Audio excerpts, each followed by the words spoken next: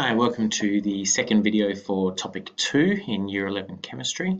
The first video just went through the different types of bonds that we can have: ionic bonds, metallic bonds, covalent bonds, okay, and ionic structures.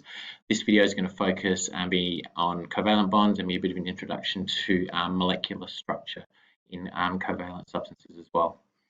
So the first thing you need to understand is what a covalent bond is. So a covalent bond is a bond between two non-metal atoms via the sharing of valence electrons. So that's different from an ionic bond. If you hopefully watched the last video, you would have seen an ionic bond is where you have an exchange of valence electrons. This one is the sharing of valence electrons. Okay, so you really understand that we're not swapping one from the metal to the non-metal this time. We've got two non-metal atoms that are going to overlap and share them. I'm going to show you how that works. So here I've got an example of NCl3. All right, so I put the electron configurations up there for nitrogen and for chlorine as well. So you can see the nitrogen here has 5 electrons in that second shell, okay, and its outer shell, so it wants to get 3 electrons to get a full outer shell. Each chlorine has 7 electrons in that valence shell, so they want to get 1 so that they have 8 electrons as well. So the way that that occurs is we're going to bring these valence shells on each of the chlorines here towards the nitrogen, and we're going to overlap. So each of these single electrons here from the chlorine, we're going to try and overlap with the nitrogen to get a full outer shell. So keep an eye on what happens.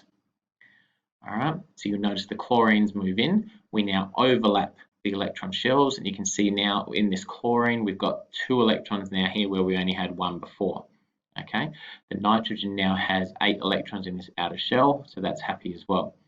So what's actually happening now is that, and I'm just going to move my video up a little bit so you can see the chlorine structure. You can see the chlorine is now gone to a full electron shell, and the nitrogen has gone to a full electron shell as well. And we've done that by overlapping. So we're not swapping and we're not moving them from one valence shell to another. We're just filling up the shells by overlapping them. Now, the valence shell electrons are not shared equally between non-metal atoms in a covalent bond. So what I mean by that is that when we go back, if we go back to this one quickly, these electrons that are here, right, that are being shared, they're not actually sitting right in the middle between the nitrogen and the chlorine. Okay, you can see the chlorine is much bigger here. Okay, but each of these atoms, the nucleus here, the nitrogen nucleus and the chlorine nucleus here, will actually exert a different amount of pull or attraction for those electrons. Now we talk about that in terms of polarity of a bond. Okay, so the more electronegative an atom is, the more it's able to pull those electrons towards it. So electronegativity is defined as the ability of an atom to attract electron density to itself in a bond. In the last topic for chemistry, we looked at trends on the periodic table, and the trend in electronegativity is that it decreases down a group and increases across a period. So fluorine is your most electronegative element. So if you think of everything relating back to fluorine, right, the closer it is to fluorine, the more electronegative it is. Now what that means is that the more electronegative atom out of the two will be the one that attracts those electrons more closely to itself, and that will end up being the more negative of them. However, it's not a full exchange of an electron like we had with the ionic bond. And so it just pulls those electrons to a little bit more tightly than the other atom does, which means it gets a slightly more negative. So we represent that using a delta sign, so delta plus delta negative. So in this example here, chlorine is more electronegative than nitrogen. Chlorine has more protons in its nucleus, right? It has 17 protons compared to nitrogen, which only has 7. And so it's able to actually pull those shared electrons more closely to itself. So that means that each of the chlorine atoms ends up with a slightly negative charge on it. So we represent that with what's called a delta negative. All right. If you want to know how to draw a delta, you basically draw an 8 and then just stop before you close the loop. All right, and then you can put the charge in. This video up here is really good, goes into a bit more depth with that as well. But if you just remember, the more electronegative atom is the one that's going to be delta negative. All right. So what I want to really get into here is looking at molecular structures. So most substances with covalent bonds exist as molecules. So what that means is they exist as discrete units, okay, not as big three-dimensional structures like we found for ionic substances. So here you can see 3 different examples. All right, this one here is carbon dioxide. So you can see there's lots of individual carbon dioxide molecules. Carbon in the middle, 2 oxygens on either side, lots of them around. This one over here, this one is an example of a different molecule. This one's got some water in there. You can see this is the water with a single oxygen there and the 2 hydrogens as well. So this is showing all the different water molecules that exist, okay? And this is then another molecule as well. So within a given space with molecules, you've got lots and lots of individual discrete little units, all right? But they're not all interconnected together like a 3D lattice, okay? So the bonds between the atoms are strong. These are covalent bonds. They're what we call primary bonds. But the bonds that exist between them, so these two carbon dioxide molecules do interact together, but they interact with much weaker bonds called secondary bonds. All right, we're going to look at that a bit later. I'm not going to go into secondary bonds here, but you need to know that the bonds that exist between the molecules are much weaker than those inside the molecules, and that has an important impact on their properties.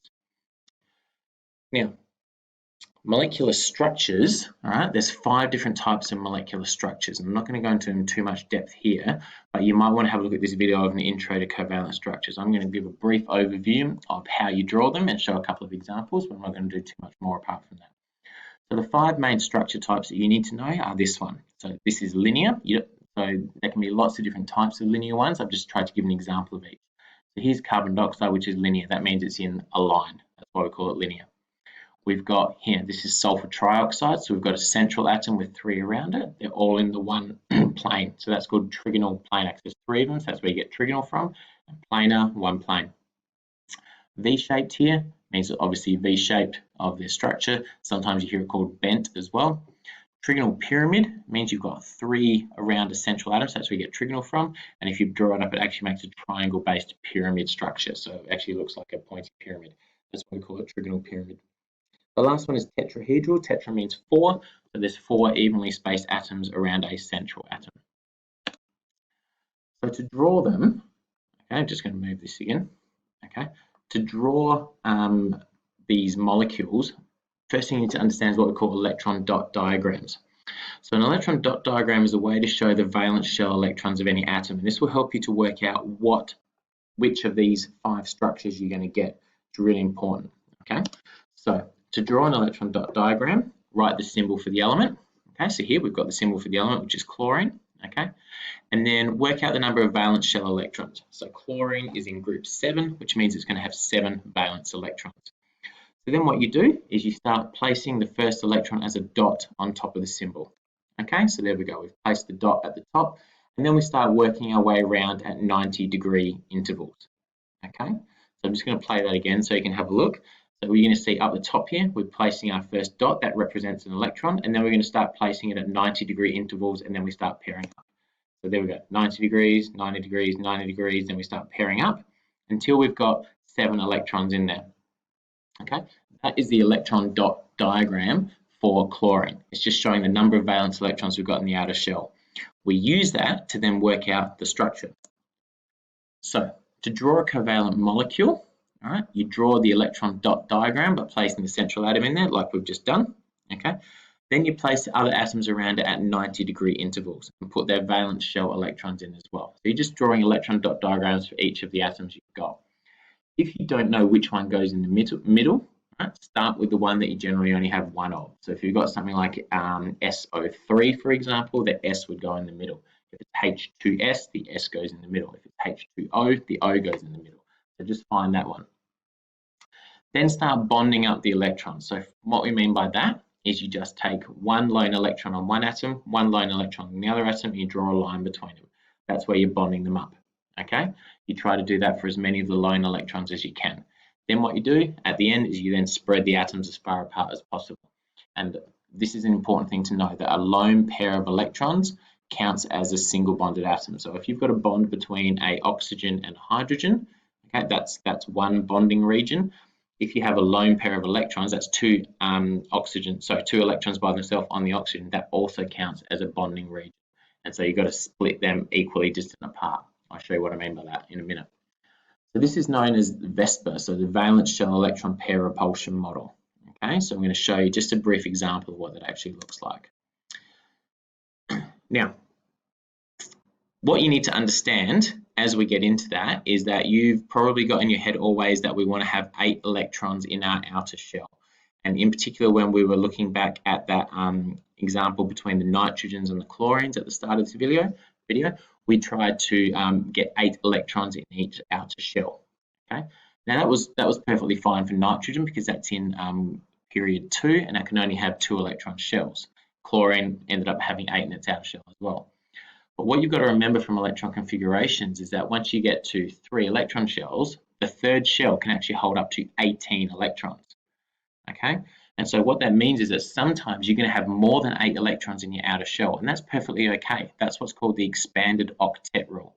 And atoms do that in order to still be stable.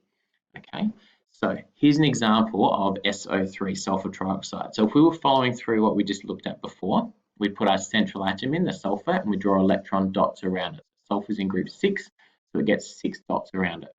We then put the oxygens around it, equal spacing. Each oxygen also has 6 electrons around it because it's in group 6. Now we start to bond up the electrons. So you take a single electron here and we bond it to this one over here. We take this single electron here, bond it to here. Then we bond up the other ones over here and the other ones over here. So every sulfur has 3 oxygens around it. We've just tried to bond up all the electrons we can so that they're full. All right.